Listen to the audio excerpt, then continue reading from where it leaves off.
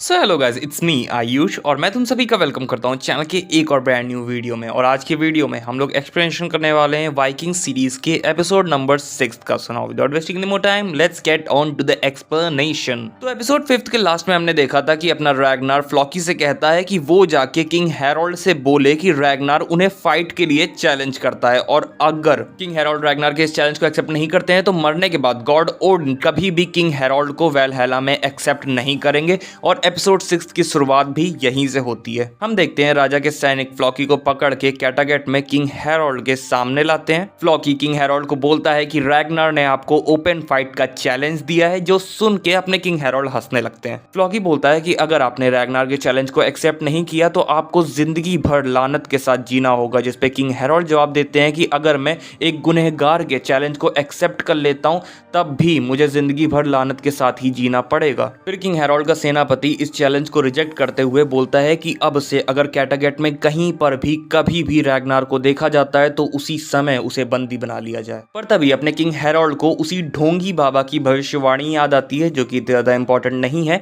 But हाँ ये बात जरूर है कि उनकी भविष्यवाणी को याद करने के बाद किंग हैरोल्ड रैगनार की चैलेंज को एक्सेप्ट कर लेते हैं। इसके बाद सीन शिफ्ट होकर रात की तरफ जाता है, जहां पे हम देखते हैं कि हमारे किंग हैरोल्ड आसमान में चांद की तरफ देख रहे होते हैं। उनकी वाइफ सीगी उनके पास आके उनसे बोलती हैं कि आपको अब सो जाना चाहिए क्योंकि कल आपकी बिग फाइट है। जिसपे किंग हैरोल्ड जवाब देते हैं कि मैं अपने बच्चों के बारे में सोच रहा हूँ। मैं सोच रहा हूँ कि अगर वो आज जिंदा होते तो वो कैसे होते। पर सीगी बोलती हैं कि आपको रैगनार को कैसे डिफीट किया जाए उसके बारे में अभी सोचना चाहिए। तो किंग हैरोल्ड बोलते हैं कि अफसोस है कि कल मुझे एक ऐसे इंसान को मारना पड़ेगा जिसकी मैं काफी इज्जत करता हूँ। सीगी इस चीज को सुन के शॉक्ड हो जाती है। तो किंग हैरोल्ड बोलते हैं कि यस, मैं रैगनार की इज्जत करता हूँ क्योंकि मैं उसके अंदर अपने यंगर सेल्फ को देखता हूँ। एक समय पे मेरे अंदर भी उतना ही जोश, उतना ही जज्बा, उतनी ही जाबाजी थी जो कि अभी मैं रैगनार के अंदर देखता हूँ। और हाँ, मुझे वेस्ट के बारे में पहले से मालूम था। मुझे मालूम था कि वहाँ पे सभ्यताएं हैं, मुझे मालूम था कि रैगनार सही है, पर फिर भी मैं वहाँ पे नहीं जाता था क्योंकि मैं डरता था। मैं यहाँ पर अपने राजा वाले ओहदे से काफी खुश था, पर अब शायद ईश्वर ने ही मुझे ये मौका दिया है कि मैं रैगनार को मार के अपने फियर को ओवरकम करूं और अपने कदम वेस्ट की तरफ आगे बढ़ाऊं। आगे हम देखते हैं किंग हैरोल्ड गॉड ओडिन से प्रे करते हैं कि वो उनकी फाइट में सहायता करें,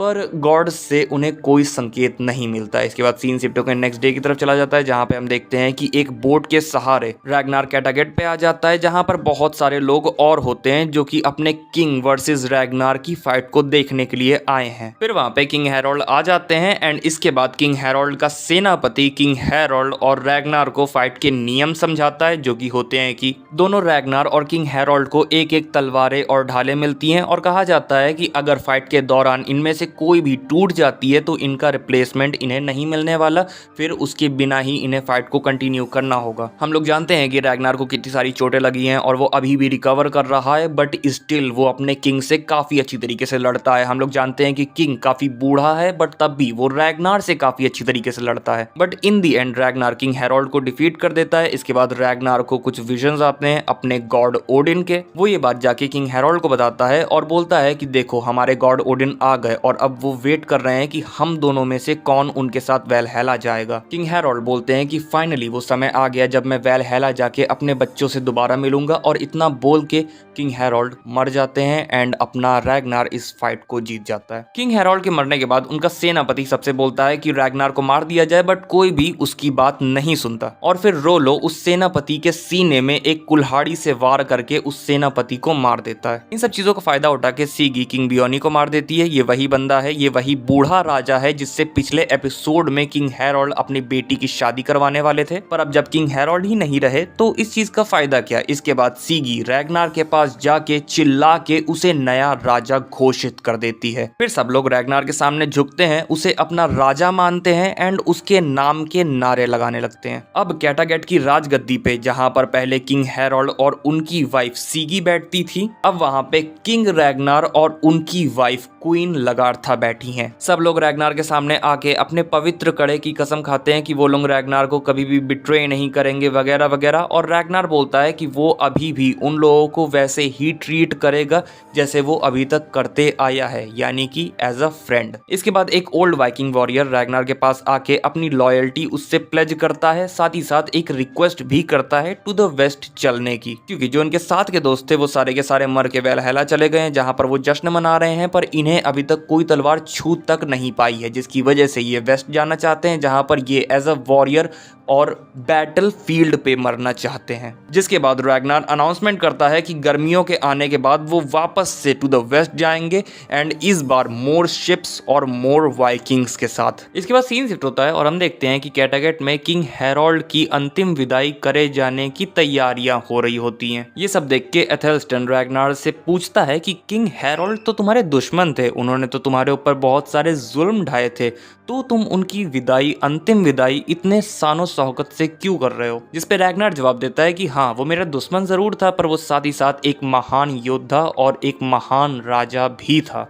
उन्होंने अपनी ज़िंदगी में काफ़ी सारी शानो शौकत कमाई थी एंड इसी वजह से मैं उनकी अंतिम विदाई भी काफ़ी शानो शौकत से करवाना चाहता हूँ। इसके बाद रैगनार एथेल्स्टन को एक टेंट में ले जाता है जहाँ पर एक औरत गाना गा रही होती है। एथेल्स्टन पूछता है ये कौन है, तो रैगनार बताता है कि ये किंग हैरोल्ड के स्लेव्स में से एक है। जब किंग हैरोल्ड के स्लेव्स से पूछा गया कि कौन उनके साथ आफ्टर लाइफ में जाना चाहेगा, तो बस इसी औरत ने हाँ बोला, जिसकी वजह से यहाँ पर इसे तैयार किया जा रहा है किंग हैरोल्ड के साथ आफ्टर लाइफ में जाके उनकी सेवा करने के लिए। एथेल्स्टन को ये सारी चीजें समझ में नहीं आ रही होती हैं, साथ ही साथ वो थोड़ा सा डरा भी हुआ होता है क्योंकि वो भी एक स्लेव है और अगर कभी रैगनार मर गया तो शायद उसके साथ भी ऐसा हो, उसे भी रैगनार के साथ आफ्टर लाइफ में जाके उसकी सेवा करनी पड़े। इसके बाद उस स्लेव लड़की से पूछा जाता है कि क्या वो सच्ची में अपनी जान को कुर्बान करना चाहती है, क्या वो सच्ची में किंग हैरोल्ड के साथ आफ्टर लाइफ में जाना चाहती है। वो लड़की हाँ में जवाब देती है तो उसका गला काट दिया जाता है एंड किंग हैरोल्ड के साथ नाव पर लिटार दिया जाता है एंड फिर उस नाव को आग लगा दी जाती है। इसके बाद सीन शिफ्ट होकर रैगनार के ऊपर जाता है जहां पर लगार था उसे बताती है कि वो फिर से बाप बनने वाला है, इट मींस लगार था प्रेग्नेंट है। सीन शिफ्ट होकर सीगी के ऊपर जाता है जो कि अपनी बेटी के साथ मिलके बचे कुछ खजाने को इकट्ठा करके यहाँ से भागने का प्लान बना रही होती है। तभी वहां पर रोलो उसे रुकने को बोलता है, जिसपे सीगी बोलती है कि नहीं, मैं नहीं रुक सकती, अगर मैं रुकी तो रैगनार मुझे मार डालेगा। जिस पे रोलो बोलता है कि नहीं, रैगनार ऐसा कुछ नहीं करेगा। सीगी बोलती है कि अगर हमें मारा नहीं जाएगा तब भी हमारे साथ ऐसा बर्ताव तो किया ही जाएगा ना, जिसकी वजह से हम तंग आ जाएंगे और यहाँ से